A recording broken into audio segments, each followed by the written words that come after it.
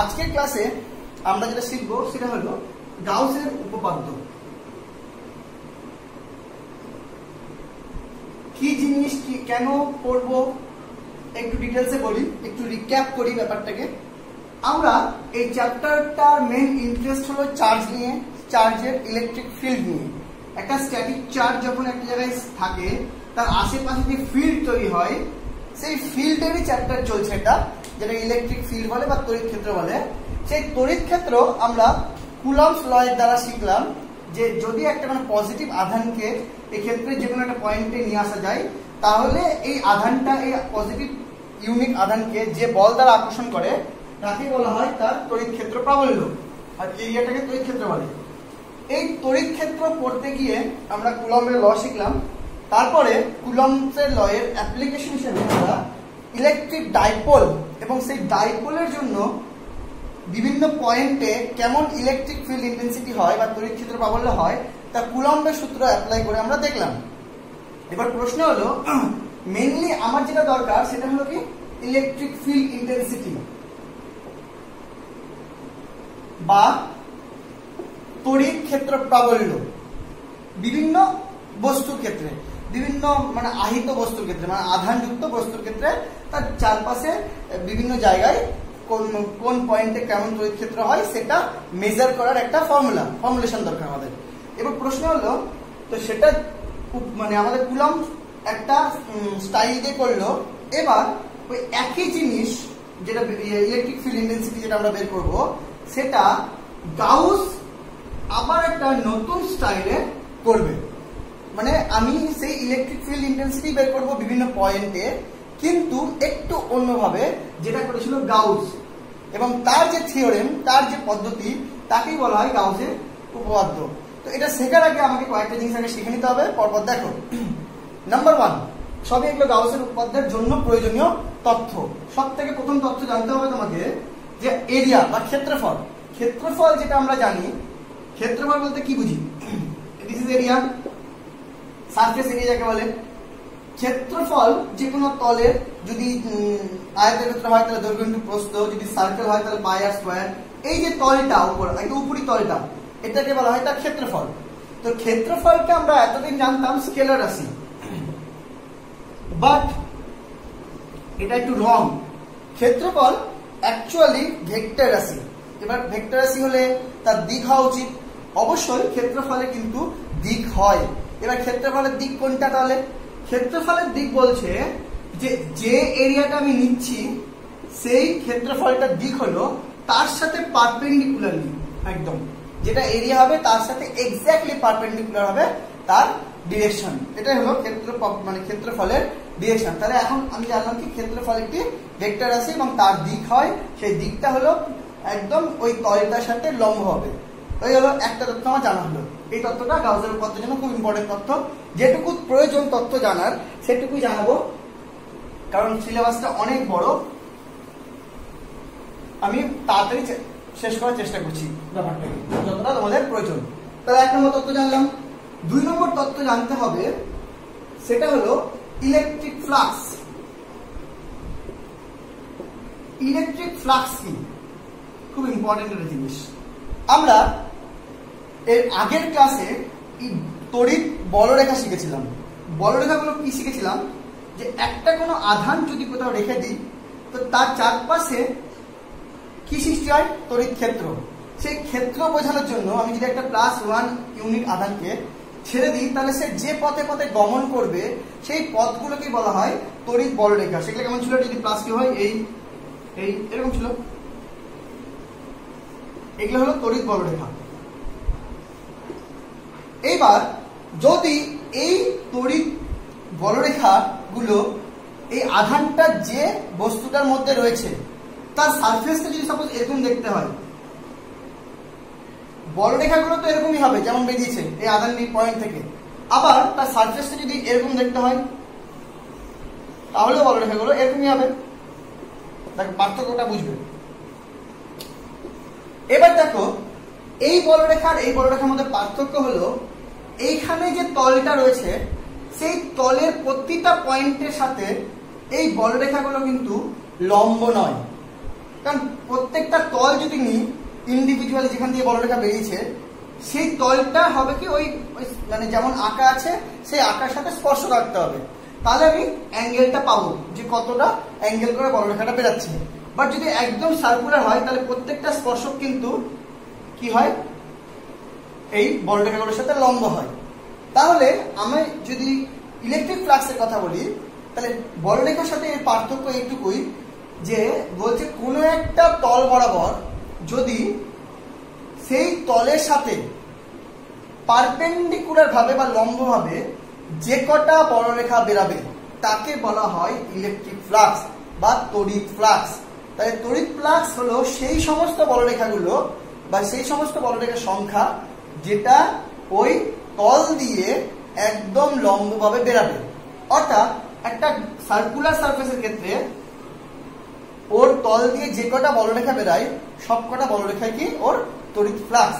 কিন্তু একটা ইরেগুলার এরকম সেটের ক্ষেত্রে কিন্তু তড়িৎ ফ্লাক্স যদি বের করতে হয় তাহলে যে কোনো একটা এরিয়া যদি নিই, সাপোজ আমি এই জায়গাটা নিলাম, সাপোজ এই জায়গাটা না, এটা এরকম স্পর্শক, তাহলে এটা হলো এই তল মানে এটা স্পর্শকের হিসাবে ডিরেকশন পারপেন্ডিকুলার ডিরেকশন।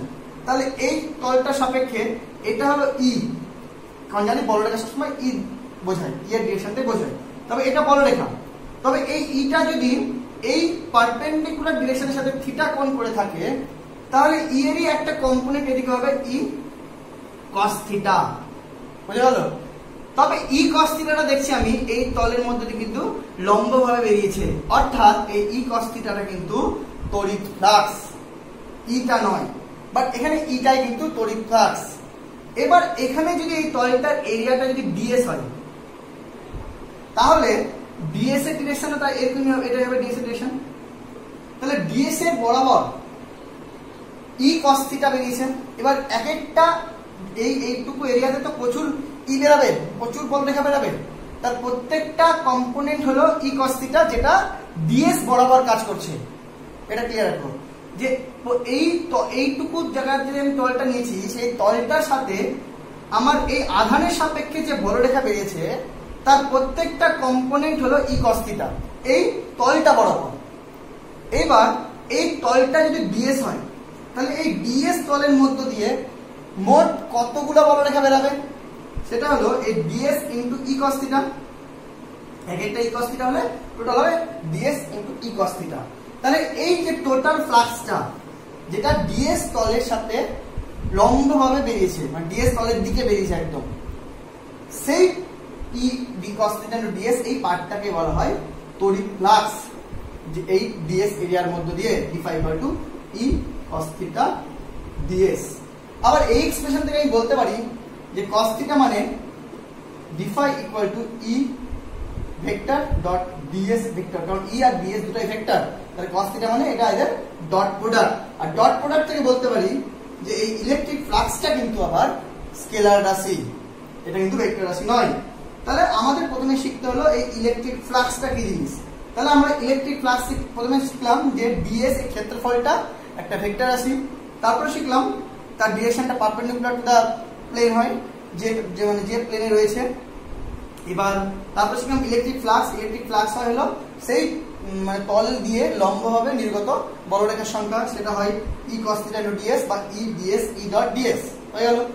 এইবার তাহলে আমি যদি পেয়ে যাই এরকম একটা ই ডট ডিএস তাহলে পুরোটা সমস্ত এরিয়া যদি এস হয় তাহলে পুরো এরিয়া জুড়ে যতগুলো ফ্লাক্স বেরাবে সেই ফাই ইকুয়াল টু কি হবে, সেই ফাই ইকুয়াল টু হবে হলো জানি যে যদি আমি ছোট একটা ফাই d5 বের করে নিই তাহলে টোটালটা হয় ইন্টিগ্রেশন করে বের করতে হয়, so integration over all S E dot dS. এইটুকুটাকে বুঝতে হবে খুব ভালো মতো যে এইটুকুটা বোঝা গেল কিনা, যে একটা তলের মধ্যে দিয়ে যে কোনো আধান যদি একটা তল ওকে তল দিয়ে ঢাকা থাকে তাহলে সেই তল দিয়ে যতগুলো বলরেখা লম্বভাবে বেরায় বা এক কথায় ওই তল দিয়ে সমস্ত তল দিয়ে যতগুলো ইলেকট্রিক ফ্লাক্স বেরায় সেটা হলো integration over S E dx. এই সেটাকেই বলা হয় ইলেকট্রিক ফ্লাক্স ফাই, এটাকে বুঝতে হবে। তাহলে গাউসের উপপাদ্য ঢোকার আগে আমাকে এইটুকু জায়গাটা শিখে নিতে হলো, শিখে নিলাম আমরা। যে একটা আধান যখন একটা জায়গায় থাকে তখন তার আশেপাশে তড়িৎ ক্ষেত্র সৃষ্টি হয়, এবং যে কোনো পয়েন্টের তড়িৎ ক্ষেত্র মাপার জন্য আমি আগে +1 আধানকে আনতাম, এখন ওই আধানকে ঘিরে একটি তল কল্পনা করে নেব যাকে বলা হয় গাউসিয়ান তল, গাউস স্টাইল। তাহলে এই আধানে যদি আমি তড়িৎ ক্ষেত্র মাপি, তাহলে এই পয়েন্ট যদি মাপি, তাহলে এই পয়েন্টকে ধরে আমি এইটাকে যদি ঘেরা যায়, মনে রাখবে গাউসিয়ান তলটা সবসময় একটা আধানকে পুরোটা এনক্লোজ করে রাখে, মানে ঢেকে রাখে। অর্থাৎ এই আধানটা যদি একটা বিন্দু হয়, তাহলে একে ঢাকার জন্য আমাকে যে তলটা ইউজ করতে হবে সেটা একদম স্ফেরিক্যাল, পুরো স্ফিয়ার দিয়ে তলটা ঢাকতে হবে। হয়ে গেল। এরপর আমাকে নিতে হবে একটা ছোট্ট এরিয়া, সেই ছোট্ট এরিয়া পেয়ে গেলাম, যে কোনো জায়গায় আমি নেব ছোট্ট এরিয়া, তার ভ্যালু হবে ds এরিয়ার, এবং তার ডিরেকশন পারপেন্ডিকুলার টু দা ওই ক্ষেত্রফলটা যে এরিয়াটা তার সাথে পারপেন্ডিকুলার, বেরিয়ে গেল। এবার আমাকে এই আধানটার জন্য বলরেখাগুলো বের করতে হবে, দিয়ে এবার তার সাথে আমাকে দেখতে হবে তোমার যে ds এর বরাবর বা ওই লম্ব বরাবর কতগুলো বলরেখা আছে, সেটা হবে ইলেকট্রিক ফ্লাক্স, মানে ইলেকট্রিক ফ্লাক্স বের করতে হবে। তারপর এই টোটাল এরিয়া দিয়ে আমাকে টোটাল ইলেকট্রিক ফ্লাক্স বের করতে হবে, যেটা হবে close integration of E dot ds। হলো ক্লোজ বলতে বোঝায় যে সারফেসটা পুরোটাই নিতে হবে, পুরো ক্লোজ হয়ে আছে। এটা হলো তোমার ইলেকট্রিক ফ্লাক্স। তার মানে এবার আমাকে ইলেকট্রিক ফিল্ড বের করার জন্য প্রথমে ফ্লাক্স বের করা শিখতে হবে। হয়ে গেল। এবার আসি উপপাদ্যতে। একটু এটা বুঝে গেলে আমরা এবার উপপাদ্যটা বলতে পারবো খুব সহজে। উপপাদ্যটা গাউস যেটা বলছে, গাউস বলছে ওর উপপাদ্য অনুযায়ী সিজিএস এ আর এসআই এ, গাউস বলছে যে একটা আধানকে ঘিরে যে তলটা আমি কল্পনা করলাম, একদম ক্লোজ তল, যেটা গাউসিয়ান তল বলে, সেই তলের মধ্য দিয়ে অতিক্রান্ত মোট তড়িৎ ফ্লাক্স, মানে এক কথায় লম্ব বলরেখাগুলো, বা এক কথায় এই পার্টটা, দেখো এই কথাটা বুঝলে কিনা।